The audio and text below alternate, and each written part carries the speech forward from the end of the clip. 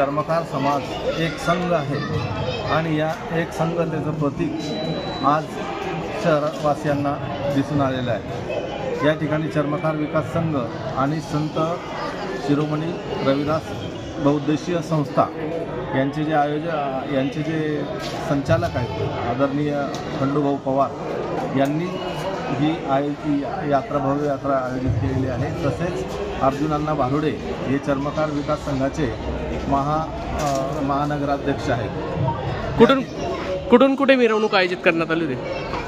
आपल्या रेल्वे स्टेशनपासून बाबासाहेब आंबेडकरांच्या प्रतिमेचे पूजन माल्यार्पण झालं, तिथून तर नेहरू चौकापासून तर आपल्या टावरपासून सरळ आपण पत्रकार भवन या ठिकाणी या सभेची रॅलीची सांगता केलेली आहे। मेळाव्याचं बी आयोजन करण्यात आलं आहे। मेळाव्याच्या माध्यमातून काय नेमकं प्रबोधन देणार आहे समाज बांधवांना?